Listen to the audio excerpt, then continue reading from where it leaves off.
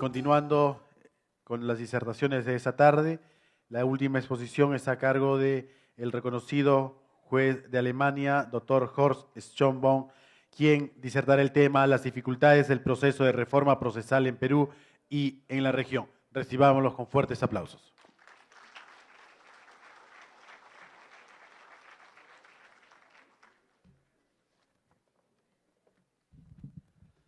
Buenas noches, todas y todas. No tengan miedo que yo podría hablarles en alemán. Podría, pero no voy a hacerlo. Pero en primero, quiero realmente expresarme mi admiración a ustedes. Por una simple razón. Por el aguante que ustedes tienen, tantas horas quedarse con nosotros. Y espero que ustedes se queden también conmigo. Nosotros tenemos un dicho en Alemania, al último le mueran los perros. Yo creo que ustedes también lo tienen. Y yo tenía un poco miedo que esto pudiera también pasar a mí. Lo mismo lo que pasó a un conocido político en Alemania. Este señor le encantaba escucharse hablar y él hablaba como último. Y ya ha sido tarde y no terminaba hasta que él se encontraba con una sola mujer en la primera fila. Y ella le miraba y entonces por lo menos él estaba contento que una persona le seguía y dijo, señora, estoy muy agradecido y ahora yo voy a concentrar mis palabras solamente en su persona. Y la mujer le contestó, señor, yo estoy esperando que usted termine porque yo mujer de la limpieza y al final yo tengo que limpiar toda la sala. Ninguna mujer de limpieza acá, ¿no? Y menos en la primera fila. Tema: las dificultades del proceso de reforma procesal penal en el Perú y la región.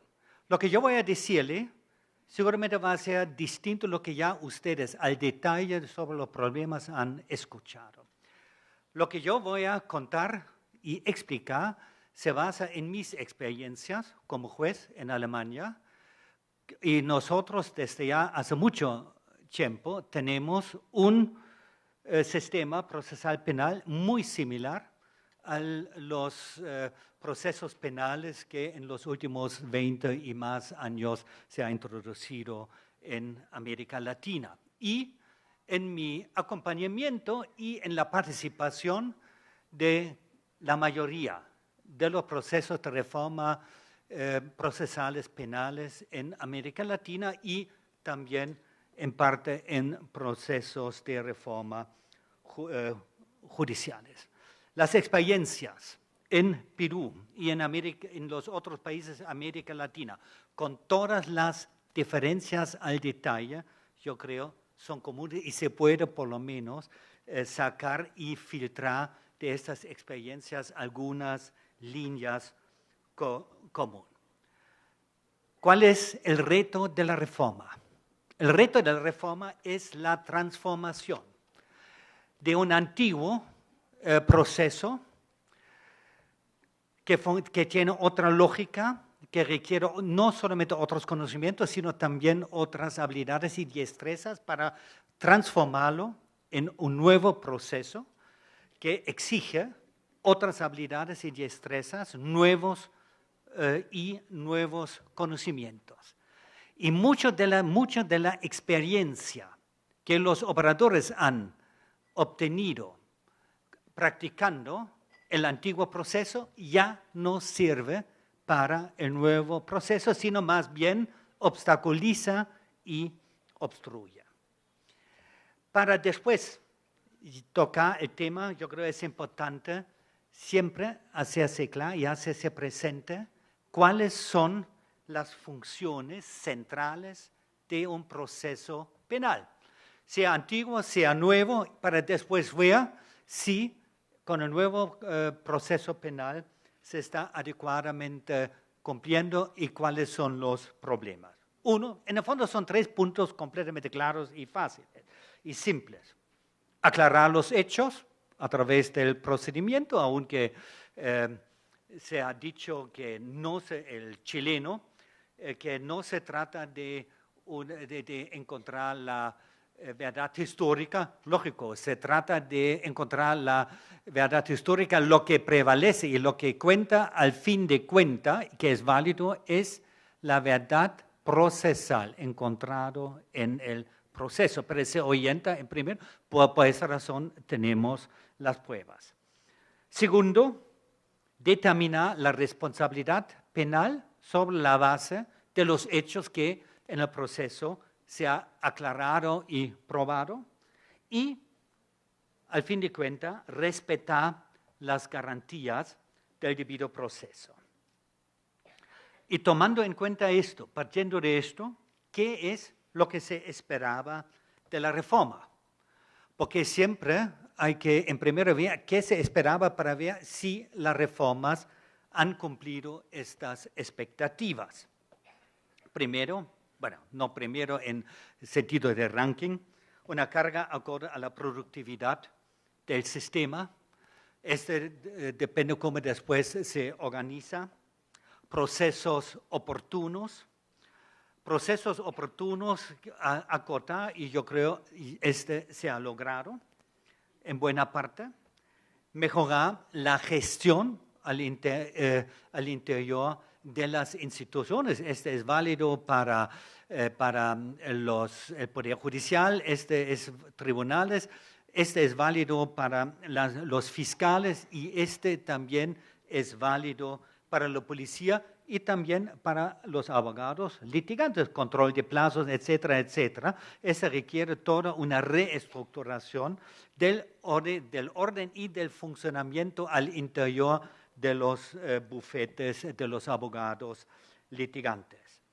Disminuir los internos sin cadena. Nosotros hemos escuchado el expositor chileno, que en Chile solamente es en 30% y acá son menos de 50% y han caído de más de 70% en promedio en los distintos distritos en el Perú. Si nosotros tenemos, ¿qué más se esperaba? Flexibilizar la aplicación del derecho penal. Por esta razón tenemos las salidas alternativas para que realmente lleguen al juicio y a una condena, especialmente con prisión, los casos que realmente lo merecen.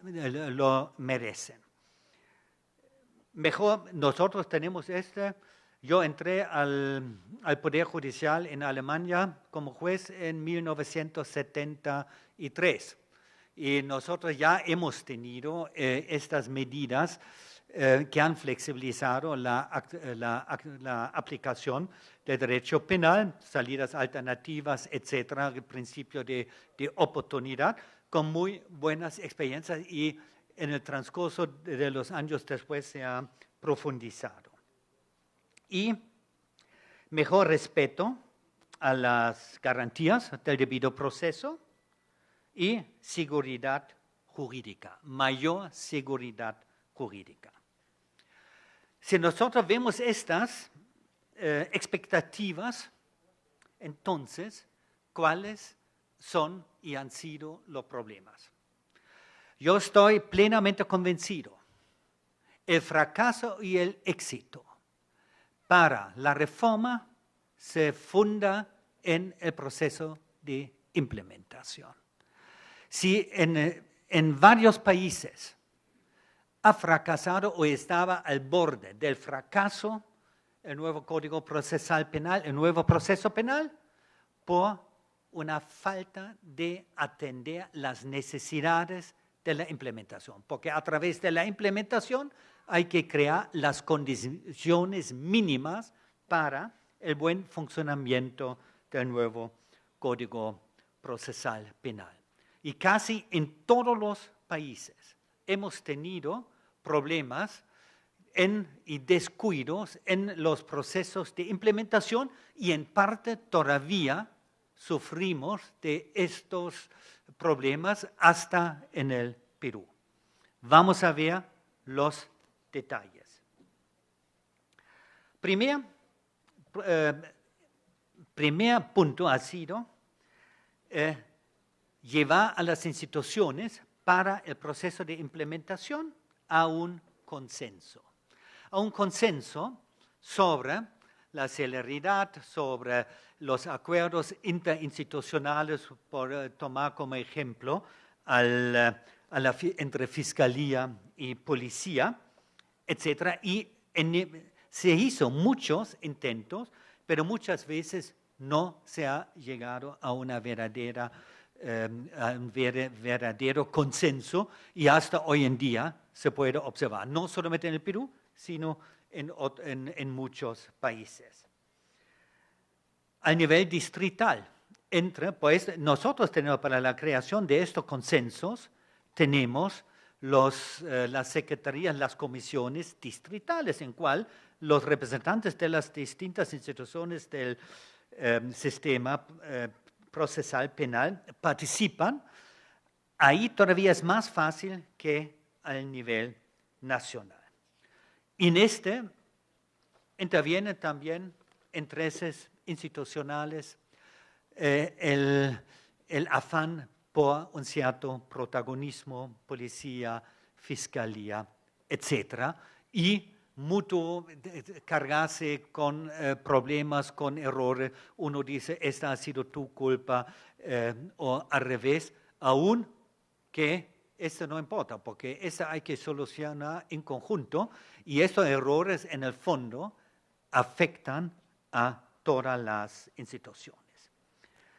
¿Cuáles han sido las condiciones mínimas? Y nosotros vamos a ver que existen problemas que hasta hoy en día afectan, por lo menos en los distritos que recién han entrado, donde ha entrado en vigencia el nuevo código. Primer punto, la descarga, o sea, terminar los antiguos casos. Y este no es un proceso que debería empezar en el momento cuando entre en vigencia el nuevo Código Procesal Penal, sino por lo menos un año antes, porque si con menos casos del antiguo sistema entra en vigencia el nuevo código, entonces es una descarga para todo el sistema. Menos jueces, menos auxiliares deben mantenerse en el antiguo sistema. Y esta hay que empezar antes. Y para eso se necesita también acuerdos interinstitucionales, por ejemplo, jueces, Poder Judicial y Fiscalía, para terminar rápidamente muchos casos que desde hace un montón de tiempo están todavía en labor, o sea que todavía no se ha archivado, terminado, aunque no durante muchos años o mucho tiempo no ha pasado nada. En Bolivia, antes de entrar en vigencia el nuevo Código Procesal Penal, este ha sido 2001, yo estuve allá, entonces nosotros, o sea, las instituciones han sacado de circulación, no me recuerdo bien, entre 80 y 100.000 casos. Y este es para un país como Bolivia, ya ha sido un gran esfuerzo, un gran logro. Sistema de monitoreo y seguimiento. Uno de los expositores, yo creo que tú lo has dicho, la importancia del seguimiento y monitoreo, porque sin esto uno se encuentra donde la neblina y no sabe por dónde uno tiene que intervenir para corregir errores en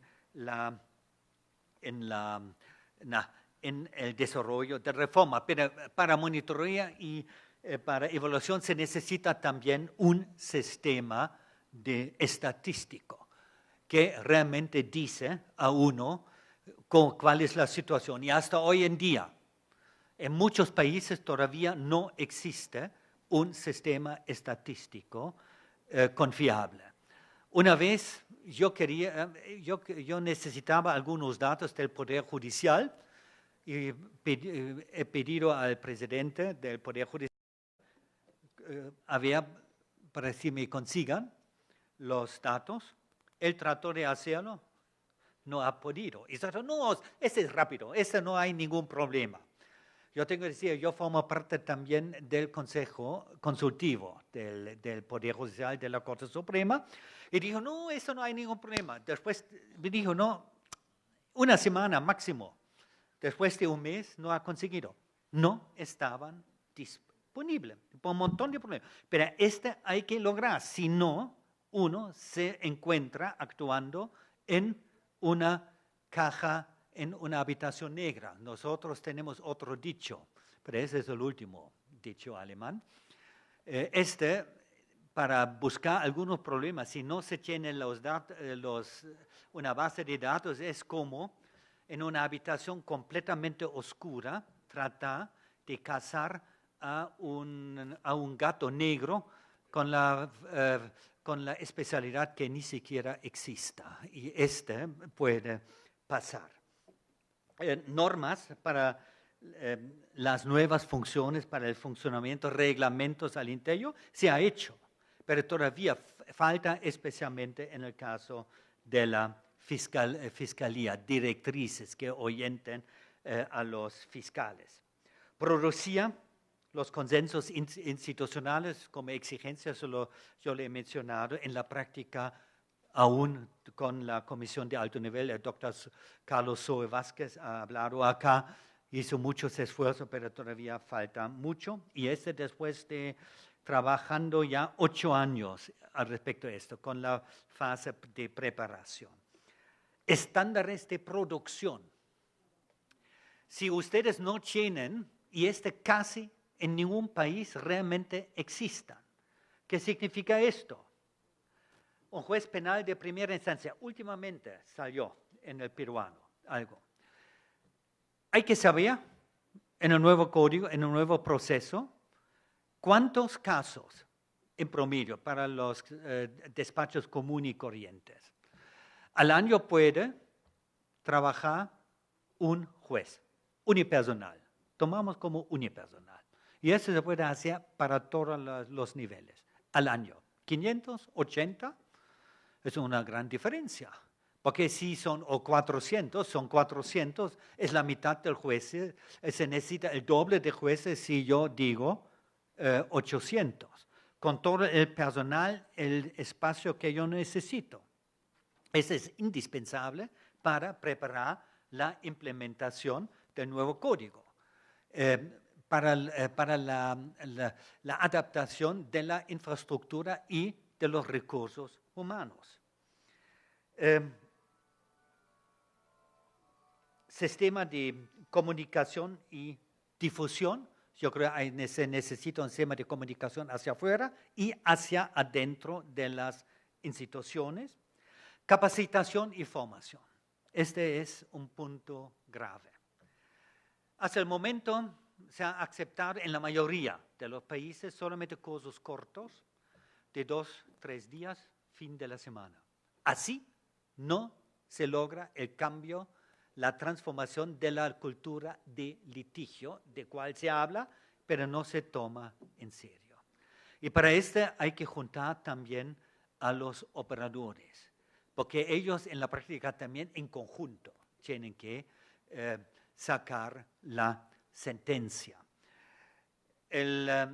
Cursos intensivos, por lo menos de una semana, de lunes a sábado, y después de una cierta pausa, otro curso de profundización, especialización, pero solamente cursos interruptos de un fin de la semana, yo creo, no logran y no preparan. Y no hay que olvidarse una cosa, el éxito de un proceso no depende de la infraestructura y de la informática o lo que sea, sino de la capacidad principalmente de los operadores. La infraestructura, todo esto apoya, ayuda, no cabe ninguna duda. Pero si los operadores no dominan lo que deben dominar, entonces no sirven. ¿Cuántas veces, casi en todos los países en Latinoamérica, hasta catedráticos universitarios, pero jueces, fiscales y abogados defensores, me decían, necesitamos cursos sobre teoría del delito. Y yo le dije, ¿cómo es posible? teoría del delito. Este es lo básico que debe saber cualquier penalista, porque si no, ¿en qué basa sus actuaciones? ¿Cómo va a construir, desarrollar su teoría del caso si no conoce lo básico que es la teoría del delito? Y no hablo de las equiteses de la dogmática o de la teoría. Yo hablo solamente de los puntos básicos. Y si los operadores no están debidamente capacitados, tampoco no se puede esperar que los operadores aplican al nuevo código con criterios compatibles. Por esta razón tenemos tanta diversidad también en las decisiones. Recursos en el sentido de materiales, pero estos deben ser también debidamente fundamentados, los requerimientos. Si no, no se consigue. Y este ha sido muchas veces el problema. En Guatemala fracasó casi la reforma, entre otros, por este punto. Para el mismo proceso de reforma, involucrar los directivos y los niveles jerárquicos. Siempre, dado que especialmente las cúpulas tenían poco afán, con excepciones, para involucrarse en los problemas de la reforma. Pero ellos después deben liderar las reformas al interior de sus instituciones. Por esta razón, este también ha faltado en muchos países y en parte acá también. Motivar el personal para el cambio. La mejor motivación para el cambio es una adecuada capacitación. No hay que olvidarse, muchos operadores, por el miedo no poder adecuadamente cumplir sus funciones, y frente al público, si son audiencias, tienen miedo al cambio. Y solamente este miedo puede quitar una adecuada preparación y capacitación. Y yo creo, punto importante, que no siempre se ha observado y que ha producido problemas, no hay que aceptar recetas y soluciones prefabricadas. Tú lo has mencionado, Pepe Neira lo ha mencionado, y la razón, cada país tiene que encontrarse su solución. Y lo importante no es si viene de este sistema o lo que sea. Para mí, lo que al fin de cuentas vale es que la solución sirve para que el proceso funcione y cumpla su función, sus tres funciones centrales que yo he mencionado al inicio. Los resultados, en la práctica no voy a decir, ustedes han escuchado Carlos Zoe con todos sus datos que él ha dicho, sombra y luz. Ustedes los testimonios de los distintos distritos judiciales sobre sus experiencias con el nuevo código, yo creo no es necesario entrar en esto. Persisten muchos problemas, sobre todo en la etapa preparatoria, y también siempre salen algunas decisiones con cual la población y uno mismo se dice, ¿cómo es posible? Para arreglar estas decisiones tenemos un recurso, el curso de apelación o lo que sea. Ahí tenemos también problemas. Y motiva y alimenta el proceso de la contrarreforma.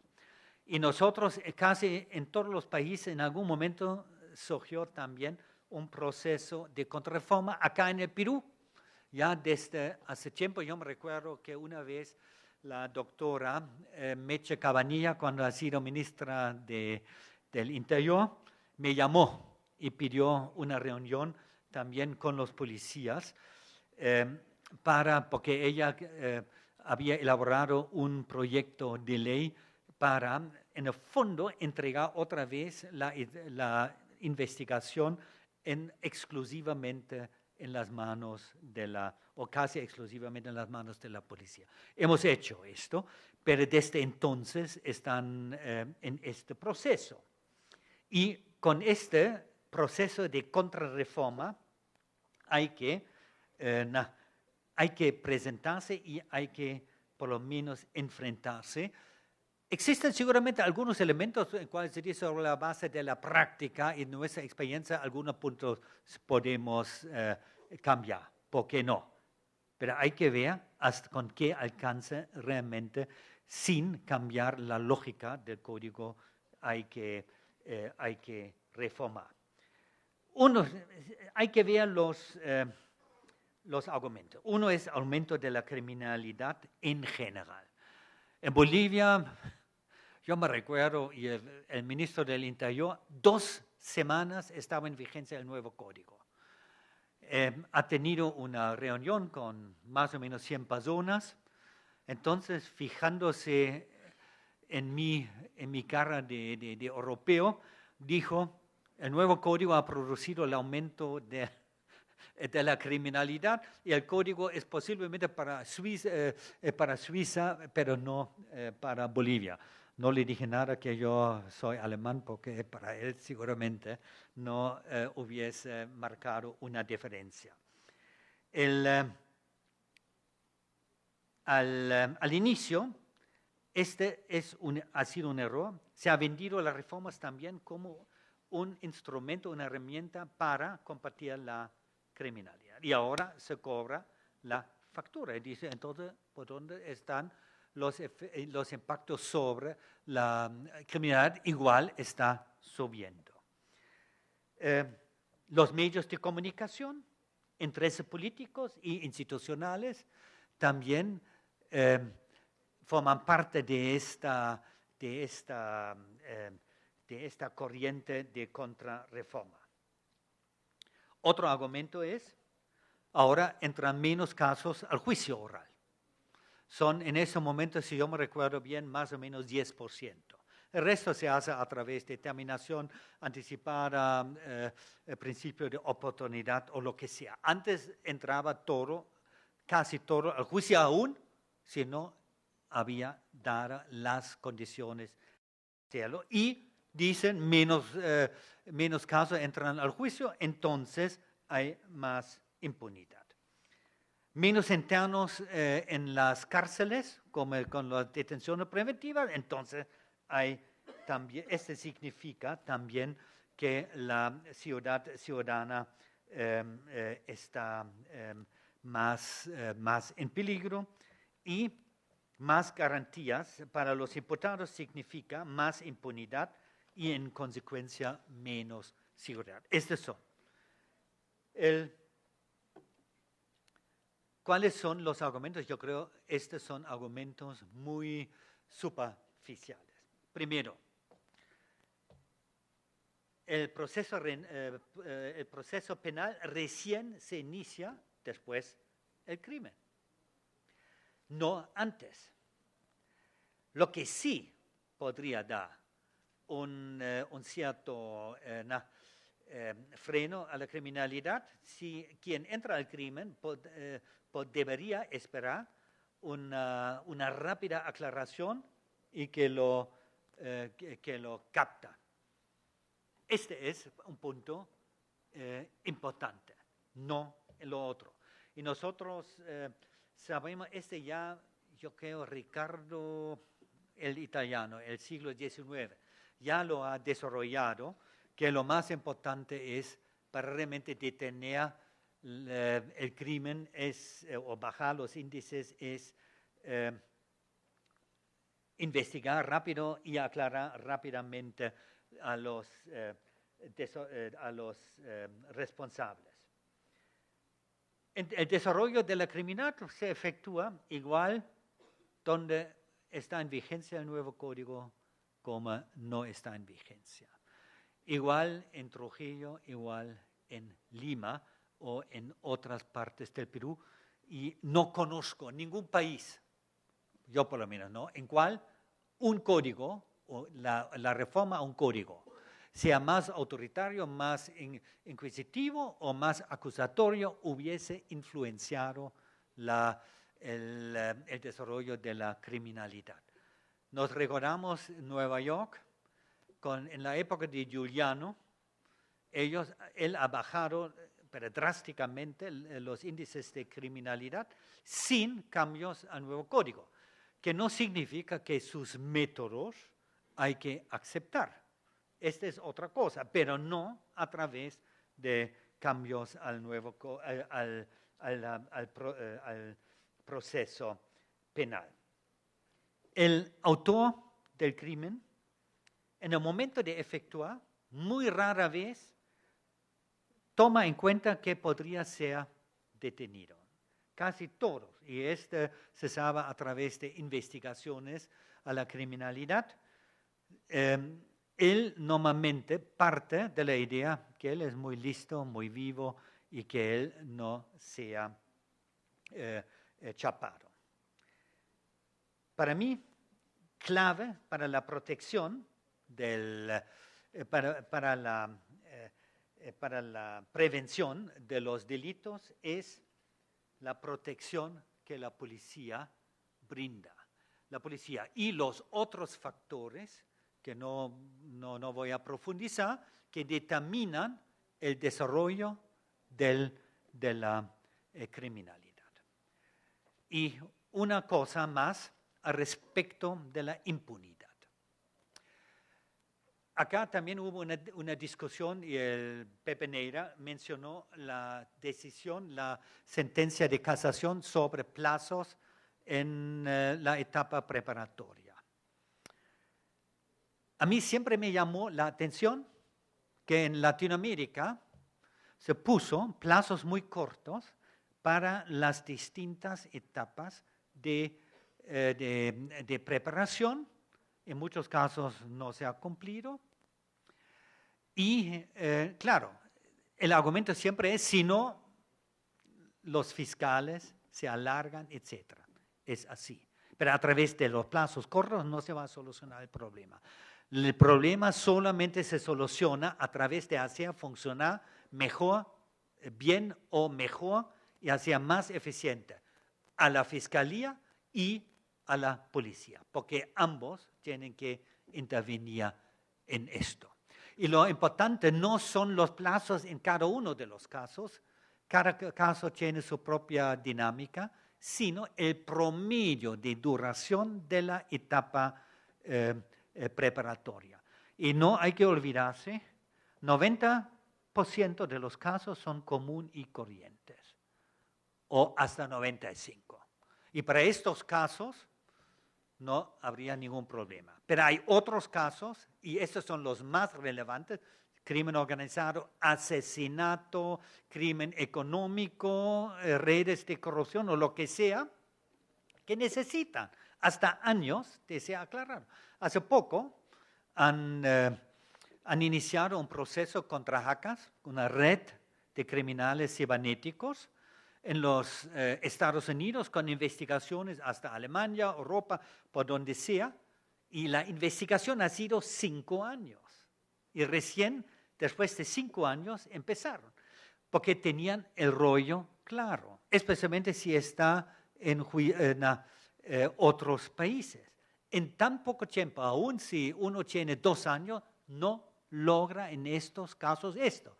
Y si yo obligo a la fiscalía a terminar promueva la impunidad en los casos política y socialmente más relevantes. Ya casi termino. ¿Cuánto tiempo he hablado? Mucho, ¿no? ¿No? Mi esposa siempre me dice, oye, Jos, no hables tanto. Ella es peruana. Me dice, no hables tanto. Y yo le contesto, chica, no hablo mucho, sino tengo mucho que decir. Pero con esto no digo que yo acá tengo mucho que decir. O sea, conclusión. Los resultados del proceso penal dependen sobre todo de la calidad de los actores del sistema de justicia y especialmente de los fiscales. Y eso yo digo como juez. Si lo que no se ha arreglado en la etapa preparatoria, no se arregla en la etapa de juicio. Imposible. Y nosotros en Alemania tenemos más facultades como jueces en la audiencia, en el juicio oral. Pero lo que entró no estaba bien investigado y no se ha arreglado. Los norteamericanos dicen, y yo creo con cierta razón, shit entra, shit sale.